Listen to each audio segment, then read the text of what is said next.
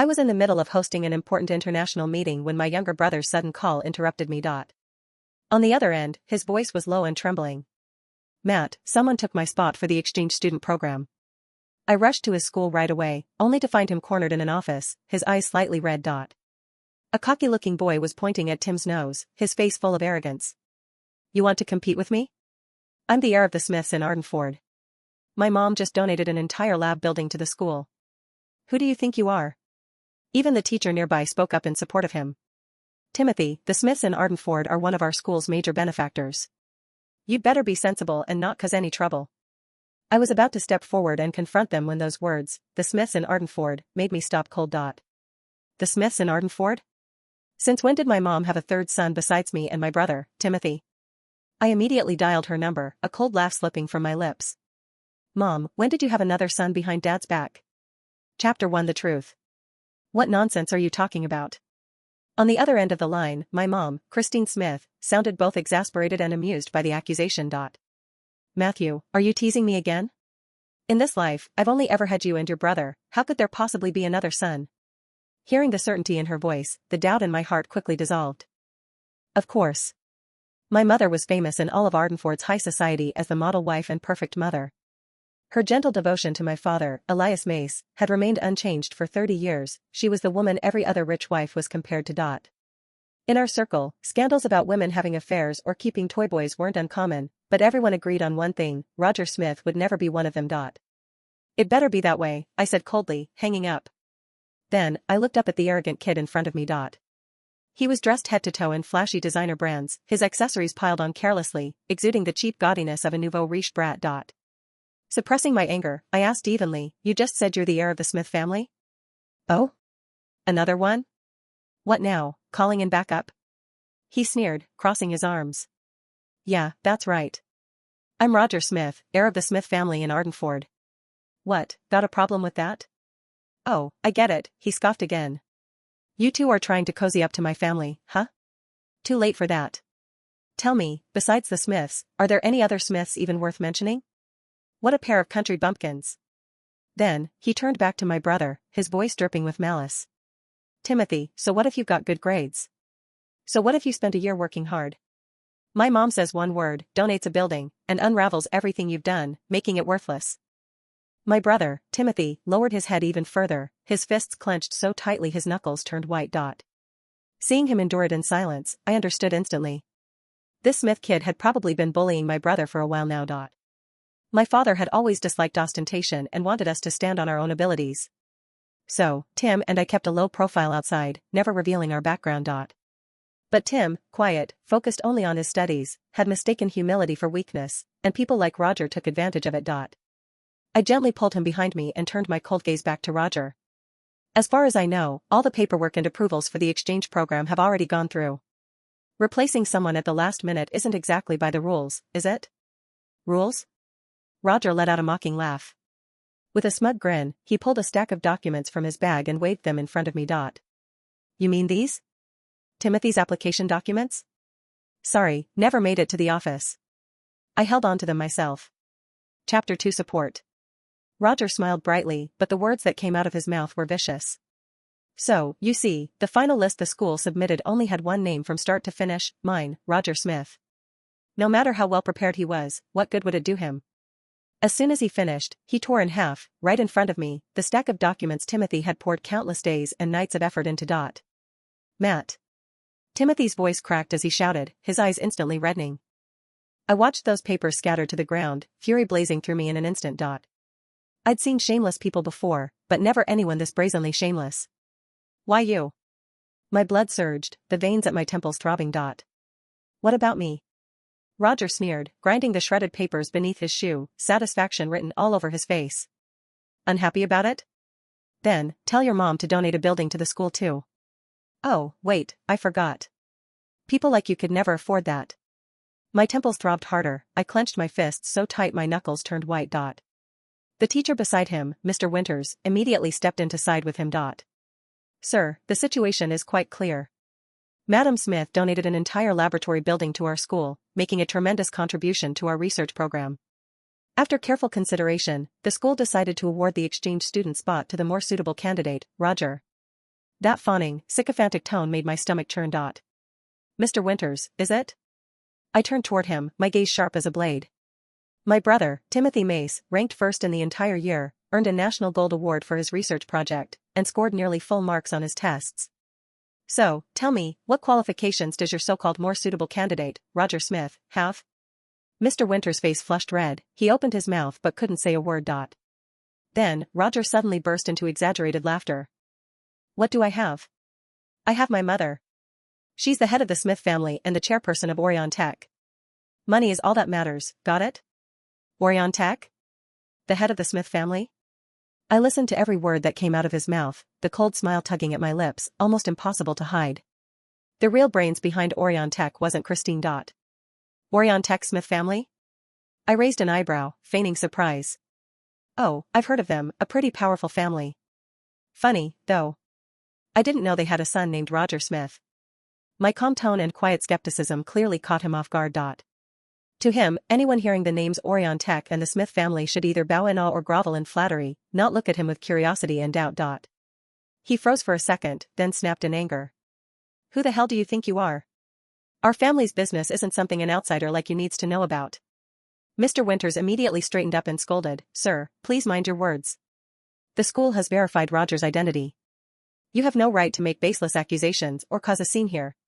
Chapter 3 The Call. Verified? I let out a cold laugh. And how exactly did you verify it? Just by taking his word for it? Of course not. Mr. Winters adjusted his glasses, looking smug. Roger's mother, Madam Smith, personally spoke with our principal over the phone to confirm both the donation and his admission.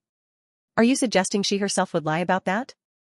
The moment I heard my mother's name come out of his mouth, my heart sank. When I spoke to her earlier, her reaction hadn't seemed fake, but now, Mr. Winters was so certain, saying she personally confirmed it. Something wasn't adding up. Could it be, my mom really lied to me? I glanced at Tim's pale face. He was clutching the hem of my jacket tightly, his body trembling with anger. I shook off the doubt swirling in my head. Now wasn't the time for speculation.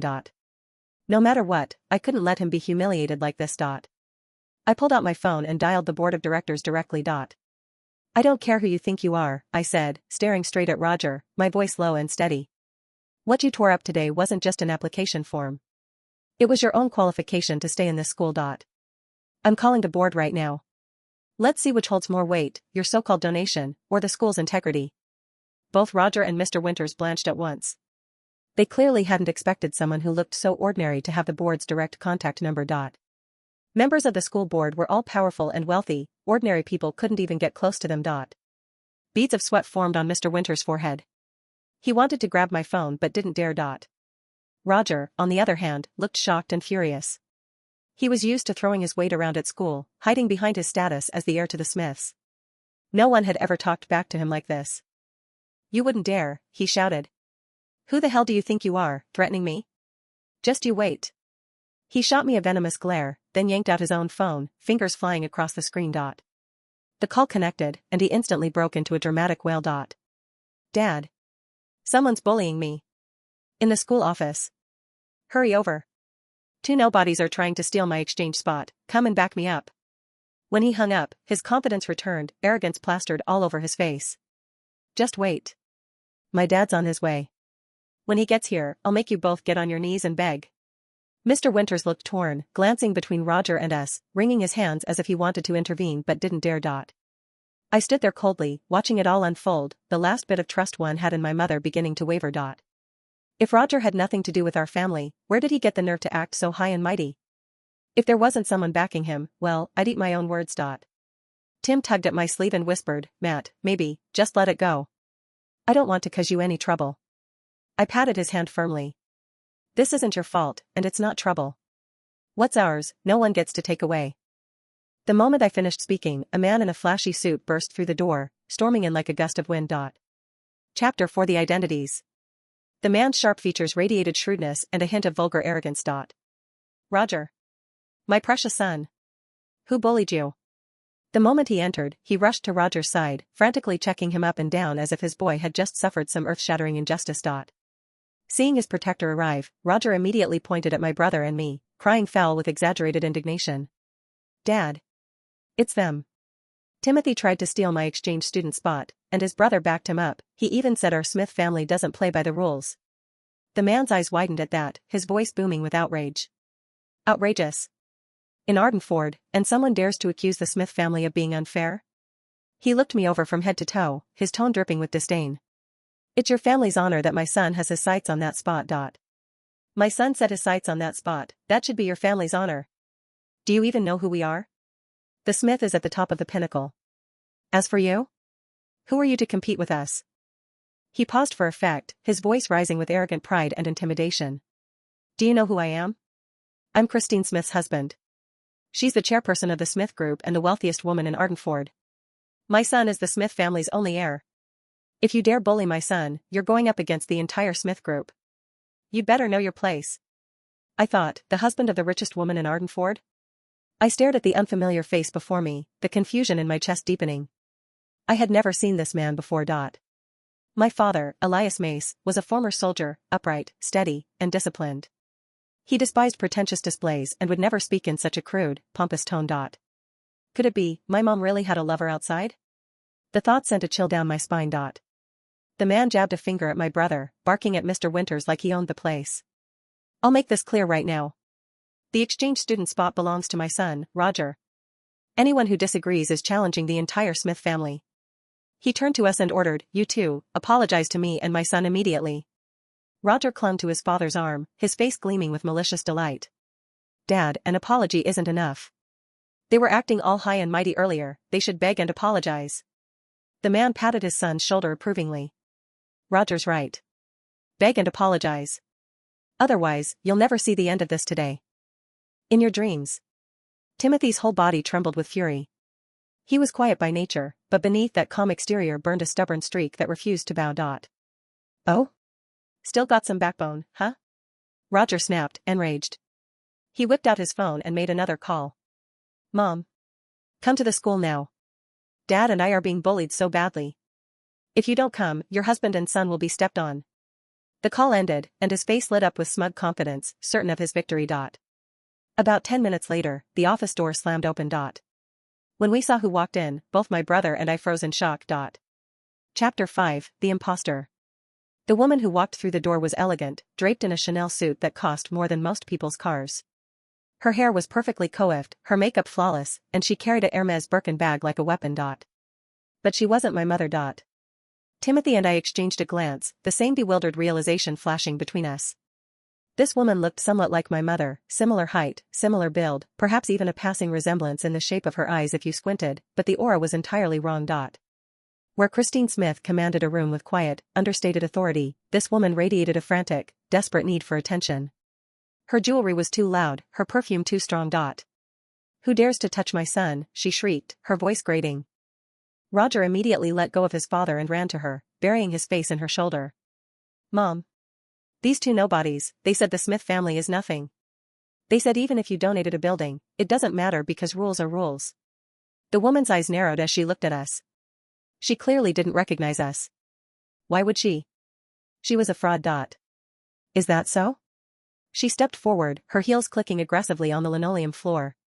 She looked at Mr. Winters, lifting her chin haughtily. Mr. Winters, I thought we had an understanding. My donation was supposed to ensure Roger's path was smooth. Why are these plebeians still here? Mr. Winters was sweating profusely now, caught between the terrifying Madam Smith and the ominous threat I had made about the school board. Madam Smith, please, I tried to explain, but this young man claims to know the board members. The woman laughed, a harsh, clipped sound. Know the board? Please. Look at them.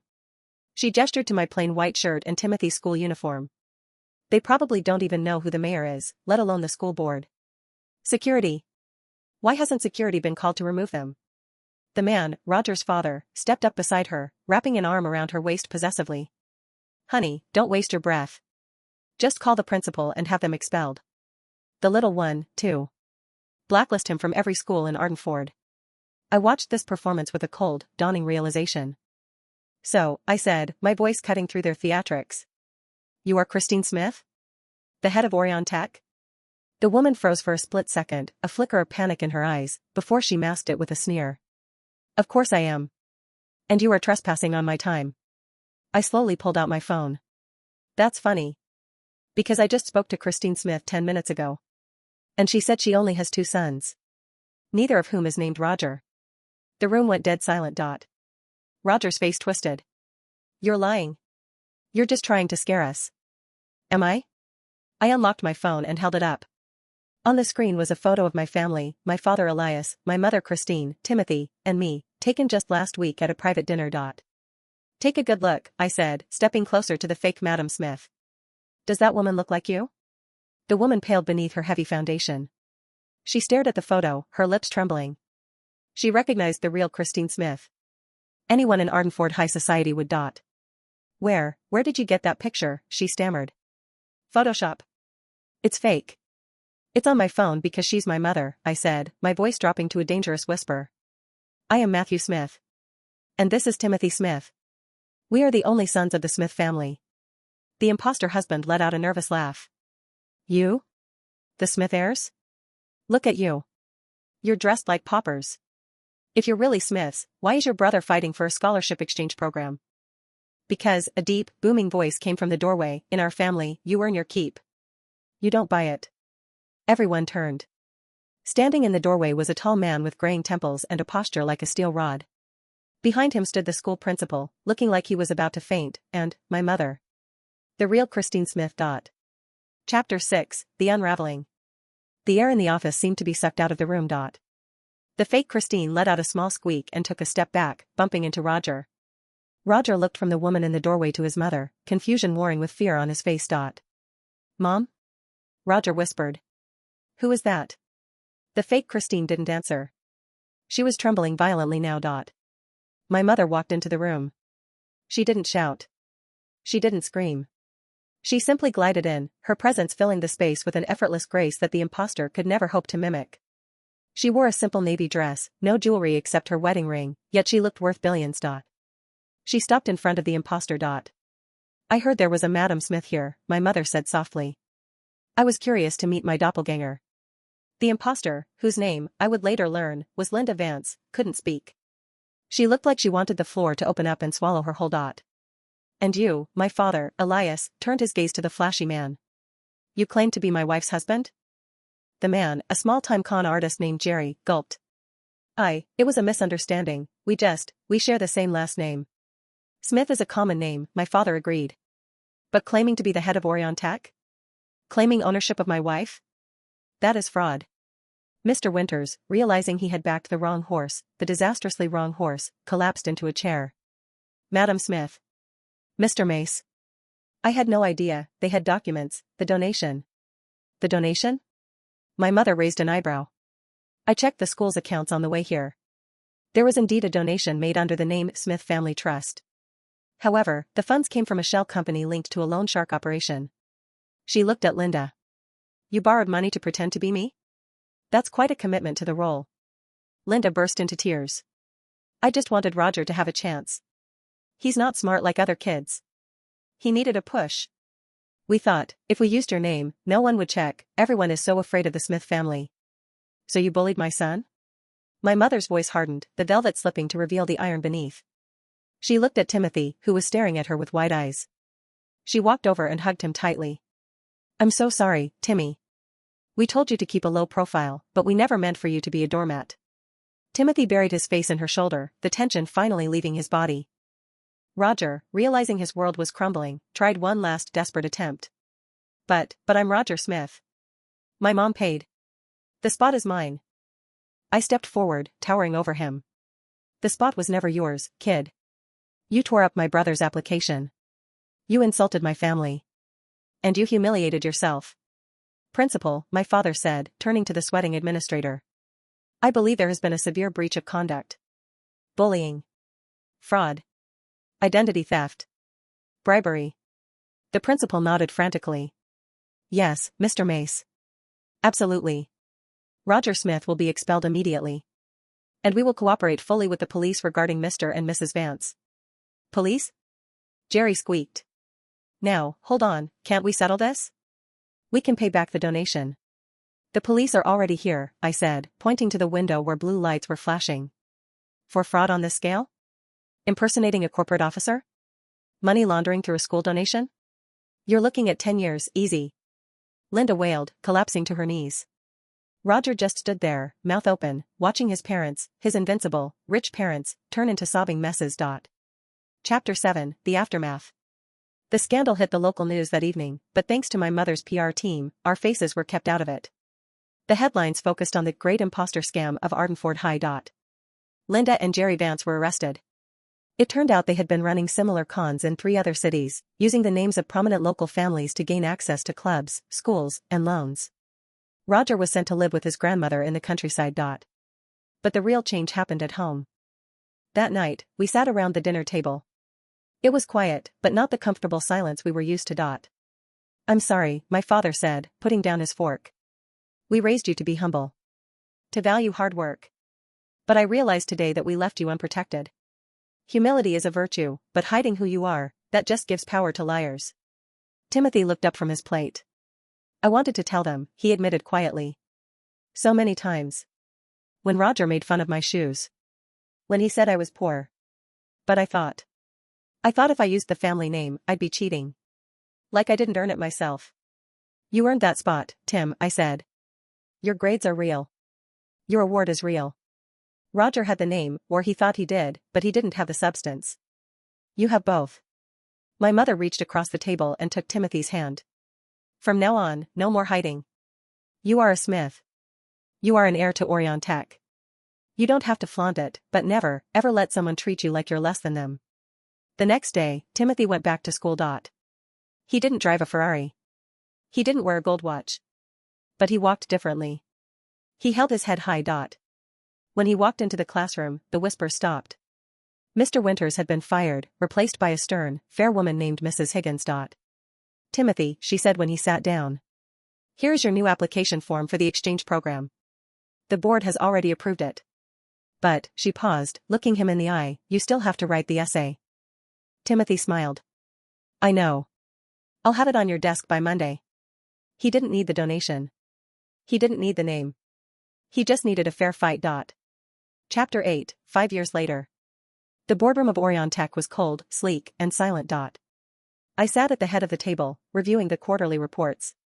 At 27, I had officially taken over as CEO, allowing my mother to finally retire to her garden and her philanthropy. The door opened, and a young man walked in. He was tall, wearing a sharp suit, carrying a tablet. Sorry I'm late, Timothy said, sliding into the seat next to me. The traffic coming back from the airport was a nightmare. How was the exchange summary? I asked. Incredible, Tim beamed. The partnership with the university in Zurich is solid. Our new AI lab is going to be light years ahead of the competition. He had spent that exchange year in Switzerland, then stayed for university, then earned a dual degree in robotics and business. He wasn't the shy, bullied kid anymore. He was a force of nature. Good, I said. Because we have a meeting with a potential new supplier for the semiconductor division. Some company called Vance Logistics. Timothy froze. Vance? You recognize the name? It's a common name, Tim said slowly. It is. But the CEO is a guy named Roger Vance. We exchanged a look. You're kidding, Tim said. Nope. Apparently, after his parents went to jail, he had to work. He started driving trucks. Built a small logistics company from the ground up. It's legitimate. Small, but legitimate. Timothy leaned back in his chair, a thoughtful expression on his face. Roger Vance. Working for a living. Do you want me to cancel the meeting? I asked. We can find another supplier. Timothy looked at the file on the table. He picked it up and flipped it open. He looked at the numbers. They were solid. Good rates. Reliable delivery times. No, Timothy said, closing the file. If his numbers are good, bring him in. Business is business. Are you sure? Timothy smiled. It was the smile of a man who had won, truly won, a long time ago. I'm sure. Besides, he chuckled, I kind of want to see the look on his face when he walks in and sees who he's pitching to. Chapter 9, The Meeting. Roger Vance looked older than his 23 years. His face was weathered, his hands rough. He wore a suit that fit poorly, clearly bought off the rack, but his shirt was pressed. He walked into the conference room with his head down, focused on his notes. Good morning, gentlemen, he said, setting up his presentation. Thank you for seeing me. I know Vance Logistics is a smaller firm than you're used to, but I promise you, no one will work harder. He looked up. The color drained from his face instantly. He dropped his laser pointer. It clattered loudly on the glass table. Timothy, he whispered. Matthew? I didn't say anything. I just leaned back and watched. Timothy didn't smile. He didn't gloat. He just looked at Roger with a calm, professional detachment. Mr. Vance, Timothy said. Please, sit down. We've reviewed your proposal.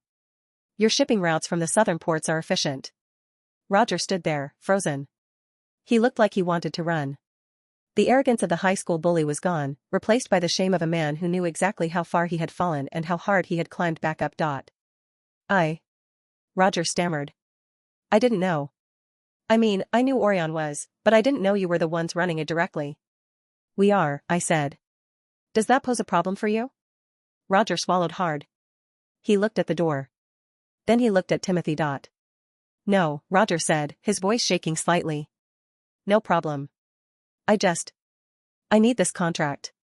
My company, it's all I have. It's honest work. We know, Timothy said. We checked. There was a heavy silence. The ghosts of high school, of shredded papers and office bullying, hung in the air. Then, Timothy leaned forward. Roger, do you remember what you told me in Mr. Winter's office? Roger flinched. I said, a lot of stupid things. You said my effort was worthless. You said money was all that mattered. Roger looked down at his rough hands. I was wrong. I learned that the hard way. When my parents went away. I had nothing. No money. No name. I had to scrub toilets. I had to load trucks at 3 a.m. He looked up, his eyes wet. I learned that effort is the only thing that actually belongs to you. Timothy stared at him for a long moment. Then, he picked up a pen. Your quote is competitive, Timothy said. But your insurance liability coverage is too low for our standards. Bump it up by 15% and we have a deal. Roger's jaw dropped. You're giving me the contract? I'm not giving you anything, Timothy said sharply. You earned it. Your proposal was the best one in the pile. That's how the world works, Roger. Or at least, that's how it works in this room. Roger stared at him, stunned. Then, slowly, a look of profound gratitude washed over his face. He nodded. Thank you, he choked out. Thank you, Mr. Smith. Just get the shipments in on time, I said, standing up. We don't tolerate delays. I won't let you down, Roger said. He gathered his things, his hands shaking, but there was a new steadiness in his step. As he reached the door, he stopped and turned back. Timothy? Yes? I'm sorry, Roger said. For everything. Timothy nodded. Accepted. Now get to work. Roger left. I looked at my brother. You're a better man than me. I would have let him sweat a bit longer. Timothy shrugged, opening his laptop. He's sweating enough. Besides, he looked out the window at the city skyline. Humiliating him wouldn't change the past. But giving him a chance? That proves he was wrong about us. We don't need to crush people to be powerful. I smiled. My little brother, the one who used to hide behind me, had become the leader our family needed. Mom would be proud, I said. She already is, Timothy replied. She texted me 5 minutes ago asking if I was being gracious in victory. We both laughed. Outside, the sun was shining on Ardenford. The city was busy, loud, and full of ambition. Somewhere in the traffic, Roger Vance was driving his beat-up car, holding a contract that would change his life, finally understanding the weight of the name he had once tried to steal. And in the high tower of Orion Tech, the real Smith brothers went back to work. The end.